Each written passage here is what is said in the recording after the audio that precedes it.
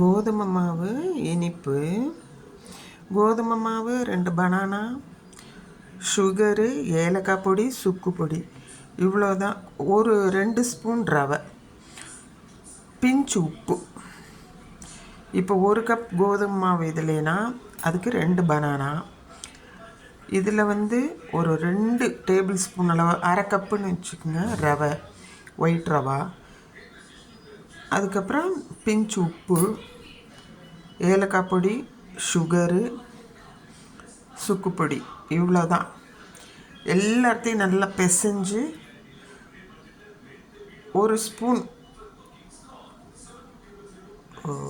Oats போட்டு நல்லா பிசைஞ்சு ஃப்ரிட்ஜில் வச்சுட்டேன். இன்றைக்கி மார்னிங் தான் எடுத்து குட்டி குட்டியாக போடணும். அழகாக எவ்வளோ ஸ்பாஞ்சியாக அழகாக சாப்பிட்றதுக்கு ரொம்ப ரொம்ப டேஸ்டியாக இருக்கும். சுகர் உங்கள் லெவலுக்கு உங்களுக்கு எவ்வளோ பிடிக்குமோ, ஒரு சிலருக்கு பாதி சுகர் சேர்த்துவாங்க. இன்றைக்கி நான் முழுசாகவே நிறைய சுகர் போட்டேன். ரொம்ப அழகாக இதே கோதுமை மாவு இனிப்பு துணுக்குன்னு சொல்லலாம். துணுக்குன்னா குட்டி குட்டியாக போடுறது.